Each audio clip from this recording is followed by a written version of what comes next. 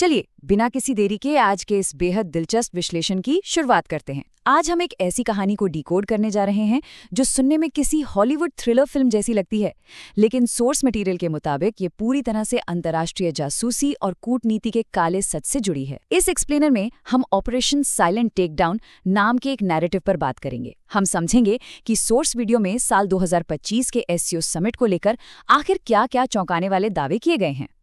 बस एक बात ध्यान रखिएगा, हम यहाँ किसी थियरी का समर्थन नहीं कर रहे हैं, बल्कि पूरी तरह से निष्पक्ष होकर सिर्फ इस बात पर रोशनी डाल रहे हैं कि सोर्स ने इन खुफिया ऑपरेशंस को किस तरह पेश किया है।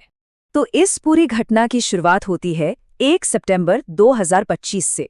जरा सोचिए, दुनिया के दो सबसे ताकतवर नेता अचानक से 45 मिनट तक एक रुकी हुई कार में क्यों बंद रहेंगे?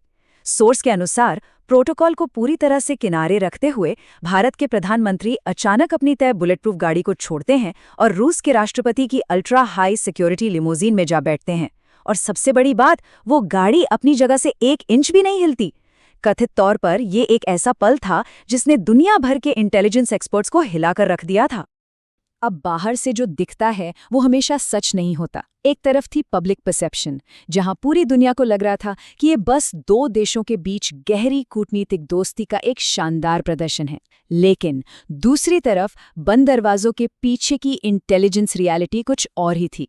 सोर्सेस के मुताबिक उस बंद गाड़ी के अंदर एक सुरक्षित एन्क्रिप्टेड लाइन जुड़ी हुई थी और फोन के दूसरी तरफ थे भारत के national security advisor Ajit Doval. वहां बातचीत किसी दोस्ती की नहीं, बल्कि एक बेहद खतरनाक जानलेवा खतरे के बारे में हो रही थी जो बिल्कुल उनके सिर पर मंडरा रहा था। इस हाई स्टेक्स गेम को अच्छे से समझने के लिए हमें इसके मुख्य खिलाड़ियों को जानना होगा। सोर्स ने इन्हें 3 हिस्सों में बांटा है। पहले हैं टारगेट्स, यानी निशाने पर कौन था, पीएम मोदी और प्रेसिडेंट पुतिन। दूसरे हैं डिफेंडर्स, जिन्होंने बचाव किया, भारत की रॉ, रूस की एसवीआर और एनएसए अजीत डोभाल। और तीसरा सबसे अहम हिस्सा है वो खतरा, जिसके तार कथित तौर पर अमेरिकी खुफिया एजेंसी सीआईए और ढाका में बैठे उनके एक ऑपरेटिव टेरेंस से जोड़े गए हैं। ये पूरी टाइमलाइन इतनी तेजी से आगे बढ़ती है कि पलक झपकाने का भी मौका नहीं मिलता। 27 अगस्त को ढाका में उस ऑपरेटिव की एंट्री होती है। अगस्त के आखिर में रूसी एजेंसियां कुछ संदिग्ध सिग्नल इंटरसेप्ट करती हैं। फिर आता है 1 सितंबर, जब वो कार स्वैप और साइलेंट टेकडाउन को अंजाम दिया जाता है। और उसके तुरंत बाद 2 से 4 सितंबर के बीच एक बहुत बड़ा डिजिटल कवर अप शुरू हो जाता है। एक मामूली से होटल चेक इन से लेकर ग्लोबल क्राइसिस तक का सफर सच में हैरान करने वाला है। तो चलिए थोड़ा पीछे चलते हैं। तारीख है 27 अगस्त 2025। बांग्लादेश की राजधानी ढाका का एक आलीशान 5 स्टार होटल। यहाँ 50 साल का एक अमेरिकी नागरिक चेक इन करता है। नाम है टेरेंस। देखने में ये इंसान बिल्कुल एक आम बिजनेसमैन जैसा लग रहा था, लेकिन सोर्स का दावा है कि वो कोई बिजनेसमैन नहीं, बल्कि एक बेहद खतरनाक और highly trained CIA covert operative था। उसका काम था ढाका में शांति से बैठकर एक जानलेवा कमांड सेंटर स्थापित करना। और उसके पास जो सामान था वो इस दावे को बिल्कुल पुख्ता करता है। उसके पास 3 सूटकेस थे, जिनमें कोई बिजनेस सूट नहीं, बल्कि high tech electronics, encrypted communication devices, आसानी से छिपाए जा सकने वाले हथियार और कुछ बेहद खुफिया ब्लूप्रिंट्स मौजूद थे। नैरेटिव कहता है कि टेरेंस ढाका में बैठकर किसी ऐसी हिट स्क्वाड या स्नाइपर टीम को कमांड देने वाला था जो एससीओ समिट के आसपास पहले ही अपनी पोजीशन ले चुकी थी। यहाँ सबसे बड़ी चाल एक भ्रम पैदा करने की थी। द इल्यूजन ये था कि अगर हमला होता तो पूरी दुनिया को लगता कि ये किसी आतंकी संगठन का काम है। लेकिन सोर्स का सीधा सीधा दावा है कि ये एक फॉल्स फ्लैग ऑपरेशन था, जिसे वॉशिंगटन में बैठे कुछ लोगों ने प्लान किया था। ढाका से इस पूरे ऑपरेशन को कंट्रोल करना एक सेफ डिस्टेंस बनाए रखने की बेहतरीन रणनीति थी, ताकि किसी का भी शक अमेरिका पर ना जाए। तो फिर यह साजिश नाकाम कैसे हुई? सोर्स के मुताबिक रूस और भारत की खुफिया एजेंसियों का तालमेल यहाँ कमाल का था। सबसे पहले रूस की एसवीआर ने ढाका और एससीओ समिट के बीच एक्टिव हुए सीआईए के एन्क्रिप्शन प्रोटोकॉल्स को इंटरसेप्ट कर लिया।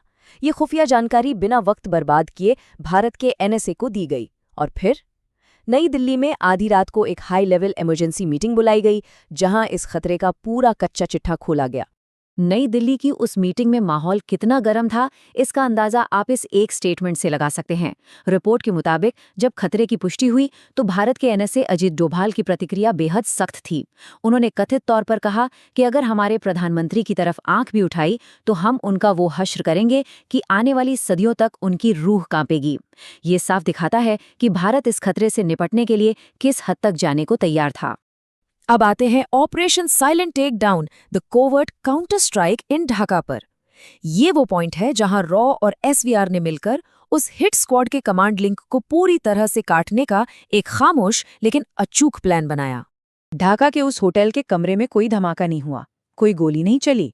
सोर्स बताता है कि टेरेंस की विस्की के ग्लास में चुपके से एक हाई ग्रेड नर्व एजेंट मिला दिया गया था। ये एक ऐसा केमिकल था जो पलक झपकते ही नर्वस सिस्टम को शट डाउन कर देता है। बिना किसी शोर शराबे के उस ऑपरेटिव और उसके पूरे कमांड सेंटर को हमेशा के लिए खामोश कर दिया गया। लेकिन जो चीज इस घटना को सच में संदेहास्पद बनाती है वो है इसके तुरंत बाद हुआ ड्रामा। आमतौर पर ऐसे मामलों में लोकल पुलिस जांच करती है और पोस्टमार्टम होता है, लेकिन दावा किया गया है कि यहां अमेरिकी एम्बेसी का रिस्पॉन्स एकदम अलग था।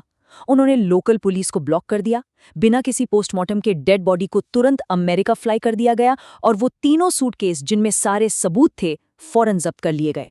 फिजिकल सबूत मिटाने के बाद नंबर था डिजिटल फुटप्रिंट्स का। सोर्सेस इसे द डिजिटल इरेजर का नाम देता है। लंदन और वॉशिंगटन के साइबर एक्सपर्ट्स ने कथित तौर पर डेटाबेस को इस कदर खंगाला और साफ किया कि टेरेंस का नामो निशान मिट गया। उसके सारे सर्विस रिकॉर्ड्स गायब कर दिए गए। और तो और US army special operations command ने आधिकारिक तौर पर ऐसी किसी भी मौत से साफ इनकार कर दिया। इतना बड़ा कवर अप सिर्फ तभी होता है जब कोई बहुत बड़ा राज छिपाना हो। इस पूरी घटना के महज 2 दिन बाद 3 सितंबर 2025 को न्यू दिल्ली सेमिकॉन समिट में पीएम मोदी ने एक बहुत ही अजीब और चौंकाने वाला बयान दिया। उन्होंने कहा, मैं वापस जिंदा लौट आया हूं, क्या इसलिए तालियां बज रही हैं? सोर्स का मानना है कि ये कोई हल्का फुल्का मजाक नहीं था। नैरेटिव के अनुसार ये उन ताकतों के लिए एक सीधा और वजनदार संदेश था जिन्होंने इस साजिश को रचा था। और इस बयान के बाद जो कूटनीतिक हलचल हुई वो भी काफी कुछ कहती है। अचानक से कई बड़े अंतर्राष्ट्रीय कार्यक्रमों को रद्द या स्थगित कर दिया गया। यूएन जनरल असेंबली का सेशन, इजिप्ट में गाजा पीस समिट और कुआलालंपुर में आसियान समिट। इतने बड़े ग्लोबल प्लेटफॉर्म से अचानक दूरी बनाना कथित तौर पर इस बात का साफ इशारा था कि खतरा अभी पूरी तरह से टला नहीं था और सुरक्षा एजेंसियां बिल्कुल भी रिस्क लेने के मूड में नहीं थीं। Section the geopolitical motive surrounding India with a ring of fire. अब हम इस विश्लेषण के सबसे अहम हिस्से पर आ गए हैं कि आखिर इस पूरी खौफनाक साजिश के पीछे का असली मकसद क्या था। सोर्स एक रिंग ऑफ फायर थ्योरी पेश करता है। इसका सीधा सा मतलब है भारत के चारों तरफ एक अस्थिरता का माहौल बनाना। बांग्लादेश में पूरा तख्तापलट, नेपाल में जानबूझकर फैलाई जा रही अशांति और श्रीलंका का भयानक आर्थिक और राजनीतिक संकट। दावा ये है कि कोई अदृश्य ताकत भारत के पड़ोसियों को अस्थिर कर रही है ताकि भारत की आज़ाद विदेश नीति पर दबाव डालकर उसे घेरा जा सके। इस पूरे भू राजनीतिक दबाव का असर हमारे नेताओं के बयानों में भी झलकता है। केंद्रीय मंत्री पीयूष गोयल का वो आक्रामक बयान याद है, आप हमारे सर पे बंदूक रखकर हमसे ट्रेड डील्स नहीं कर सकते। सोर्स इस बयान को सीधे तौर पर उसी जानलेवा खतरे और कूटनीतिक दबाव से जोड़कर देखता है।